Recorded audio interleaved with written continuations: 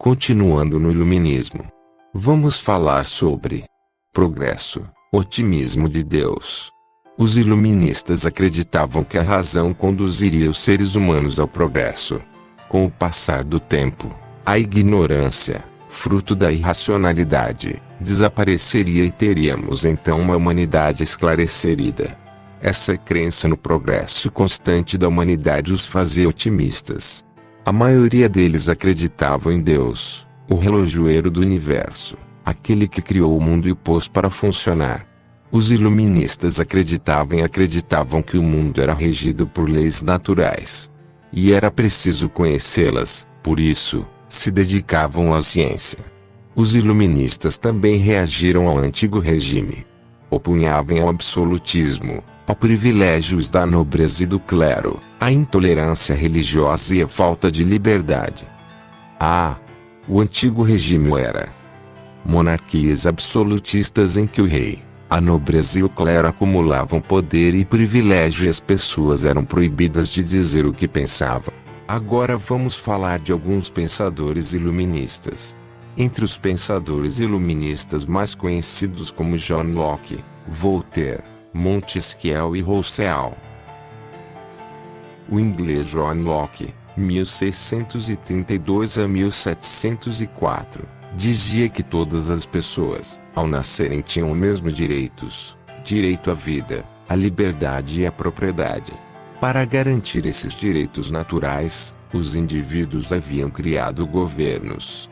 Mas, se o governante tentasse impor o absolutismo, por suas ideias, Locke foi considerado um dos criadores do liberalismo na política.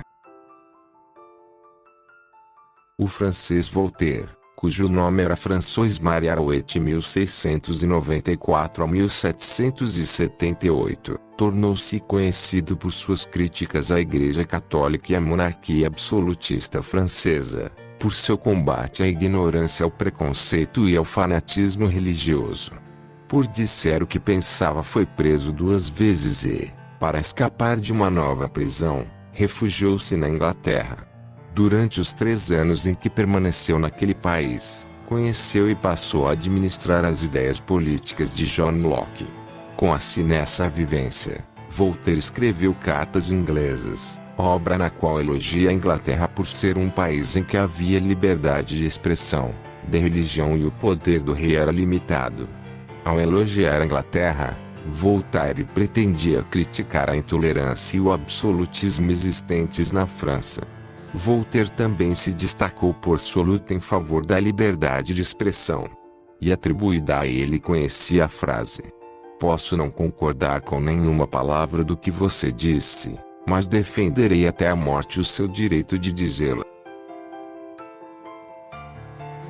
O jurista francês Charles Louis de Secondat, Baron de Montesquieu, 1689 a 1755, não se contentou apenas em apontar problemas da sociedade em que vivia, apresentou também soluções para resolvê-las.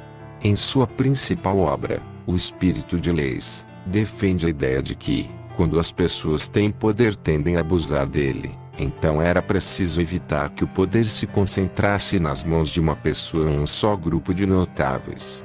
Inspirados nas ideias de Montesquieu, os estadunidenses Alexander Hamilton e James Madison formularam a teoria da divisão dos poderes em 3: executivo, que serve para administrar o país e executar as leis; legislativo, para elaborar e aprovar as leis; e por último judiciário, para fiscalizar o cumprimento das leis e julgar os conflitos.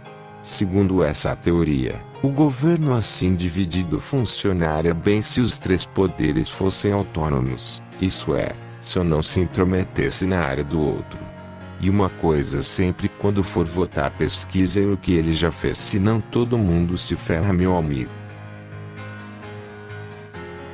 Muitas ideias do suíço Jean-Jacques Rousseau, 1712 a 1778, continuam sendo atuais.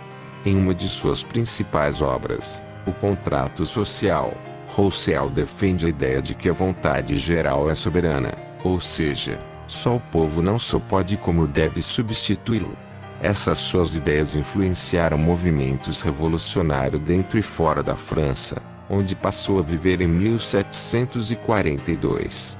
Os escritos de Rousseau foram, por exemplo, uma das fontes de inspiração da Revolução Francesa, cujo lema era liberdade, igualdade e fraternidade. E inspirar também a Conjunção Baiana, de 1798. Rousseau acreditava na ideia de que o ser humano nasce bom, mas a sociedade o corrompe.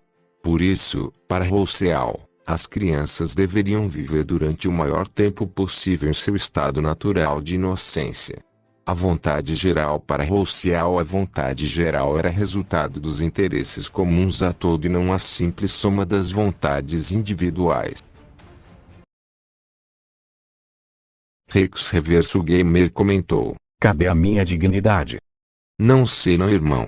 O cara que comentou: eu pesquisei, cadê o meu pai? E o cara com o nome de filha da mãe nunca mais achou o cara. E o cara perguntou aqui: como era a vida dos caras comunistas? Finalmente uma pergunta normal. Bem, essa pergunta não vou poder responder porque será por um vídeo de guerra, então um salve pra você.